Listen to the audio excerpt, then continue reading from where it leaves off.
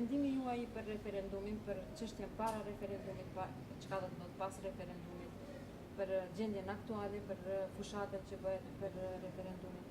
Si e shikoni gjithë këtë? Shif, tash referendumi është kulminacioni i një aktiviteti disa vjeçar, me qenë nga një aspekt ndryshe. Domethënë, referendumi është kulmi i një veprimi ndryshimit mënyrës qeverisjes, me qenë, i cili zgjat që 3 vjet. Ne para 3 vjet ishim një shtet pa shpresë, gjyqtar pa shpresë, unë them gjyqtar me apati kolektive dhe me nervoza personale, se çdo gjyqtar i Maqedonisë ishte nervoz duke mos e ditë për çka, edhe filloi një çbllokkim, një zgjidhje e gjithë asaj në cilën gjendeshim veç 3 vite para kësaj. Ajo ishte një proces i rëndë, ishte një proces që nënkuptonte edhe flime, kërkonte guxim, kërkonte veprim, edhe përfundoi me në shkrimin e 3 marrëveshjeve, në fakt, edhe pse tani nuk eksplorohet shumë fakti se qeveria jonë filloi me nënshkrimin e marrëveshjes me Kosovën, e cila nuk arritej të nënshkruhet para, vazhdoi me marrëveshjen me Bullgarinë dhe përfundoi me marrëveshjen e Prespës me Greqinë, e cila duhet kapitalizohet me referendum.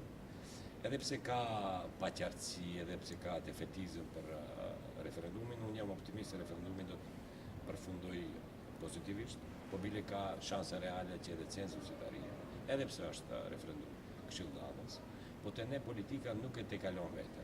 Politika nuk e tejkalon nevojën dhe madhësinë e momentit, edhe tentojnë që të përfitojnë pojena tinta, edhe pse politikanët jetojnë prej poenave politik, por tentojnë të përfitojnë pojena tinta në një fazë kur shteti realisht gjendet në një udhkryq, ose do të shkojmë me një prosperitet, do të shkojmë me një hapje mundësish, do të shkojmë me një zhvillim edhe evropeizim, jo vetëm shtetit, po edhe qytetarëve, ose do të shkojmë me një drejtim të paqartë ku çdo zgjidhje është e mundshme, edhe kur them çdo zgjidhje, gjithë zgjidhjet janë të këqija në atë drejtim, nuk ka asnjë zgjidhje e cila është më e mirë se kjo e para e cila ofron zhvillim. Mendoj se kemi pas një kampanjë pak më aktive dhe është mirë që kampanja nuk filloi shumë më herët, nga se nuk kemi ne ndonjë kapacitet të memorjes kolektive të gjatë, qytetarët tonë lodhen shpejt, çështjet i defokusojnë, ashtu që mirë është që edhe promovuesit e referendumit fillon një kampanjë pak më të ngjeshur muajin e fundit.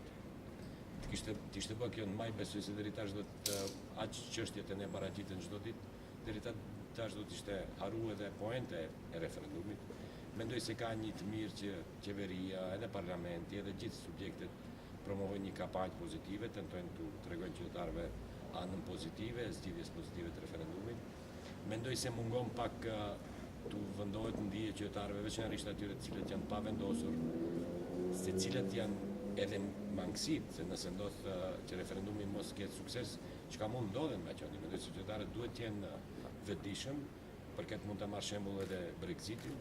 Brexit qytetarët disa u kapluan me letargji, disa u kapluan me ndjenje se kjo nuk mund ndodhe edhe po që ku ndodhi, edhe treta, si në Britani edhe të ne, jo shumë qytetarë janë vetëdijshëm se cilat mund të jenë anët pasojat negative nëse referendumi nuk ka sukses. Pasi referendumin e paraqiten edhe si këshillvënës vetëm, këshillvënës. Si do qoftë rezultati nga referendumi kjo, si do të kalojmë atë një qeveri? Nëse është këshillvënës, do ta marrim parasysh ose? Domethënë referendumi është mënyra më drejt për drejt e shprehjes qytetarëve. Edhe qeveria dhe politikanët duhet ta marrin parasysh atë. Nëse ndodh që në referendum kështu kushtimisht 700.000 qytetarë votojnë kundër marrëveshjes Prespës, nuk ka dilemë se qeveria nuk mund të vazhdojë nëpërmjet parlamentit që ta ratifikojë marrëveshjen edhe që të bëjë ndryshimet kushtetuese. Po në rast se kushtimisht në referendum dalin 895.000 qytetarë dhe 800.000 votojnë pro referendumit, ajo është një këshill, një verdikt që qytetarëve, i cili e obligon edhe qeverinë e parlamentin që të veprojnë konform asaj.